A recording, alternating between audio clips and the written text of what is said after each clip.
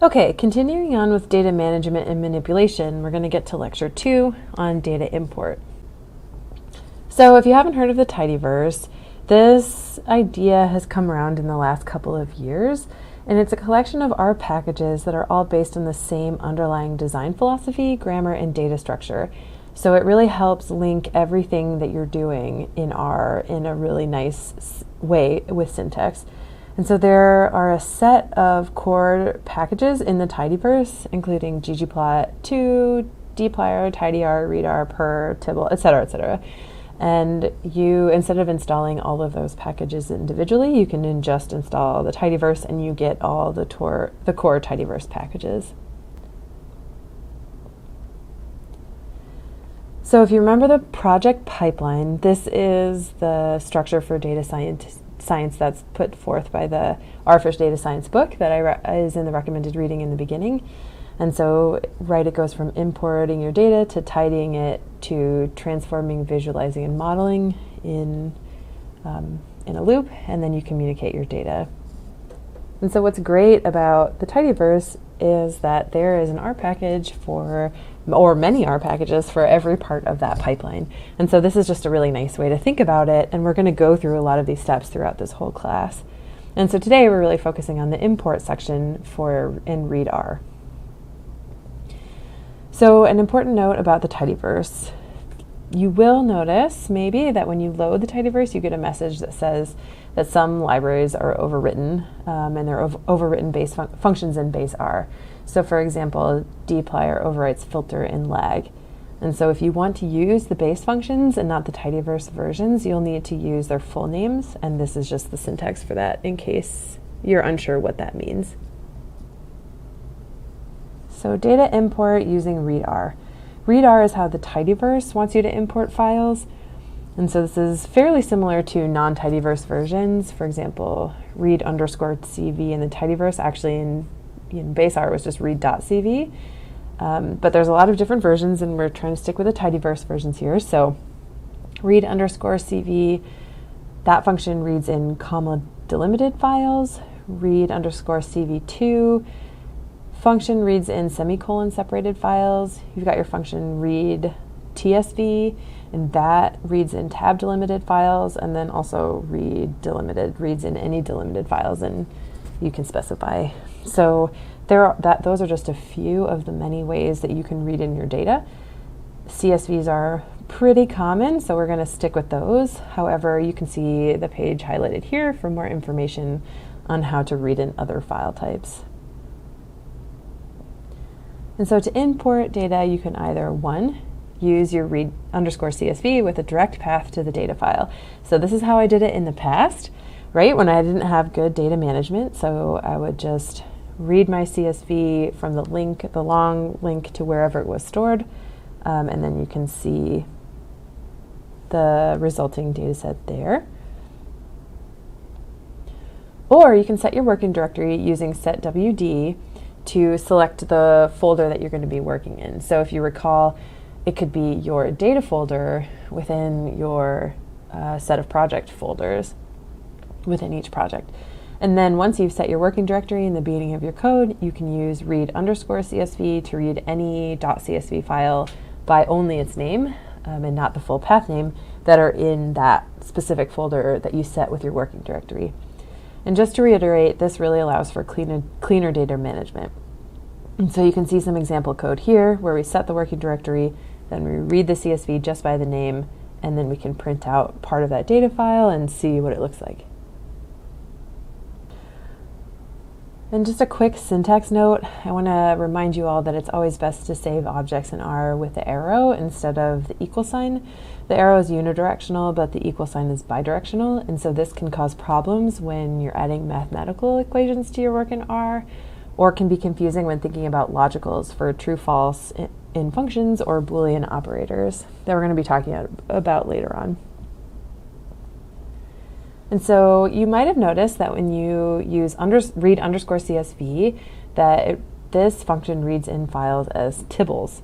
And the tidyverse uses tibbles instead of data.frames. And They're essentially the same thing, but a Tibble is a more modern version, and it works better with the data structure of the tidyverse. So for more detailed information on Tibbles, you can see the website there, or you can also go to Vignette Tibble.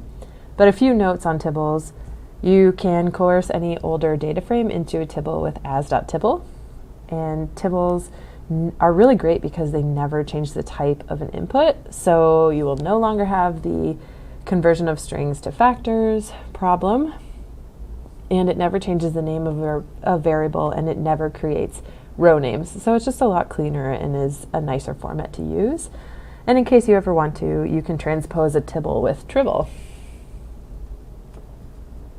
So the two big differences between Tibbles and data frames. First, the Tibble will only print 10 rows, and this allows you to work with large data sets much more easily. And the columns display their type, which is very convenient, so it'll say characters or integer, etc. above. And you can specify what part of a Tibble you want printed with print, and then specify your Tibble, the number of rows, and then the width of your Tibble. And you can look at the start of a Tibble with the head and then the Tibble's name, or the end of a Tibble with the tail. And if you want to see a full scrollable version of the data, you can do that with the view function. And then the other big difference between Tibbles and data frames is that subsetting is done by name with a $sign, or by name or position with the square brackets.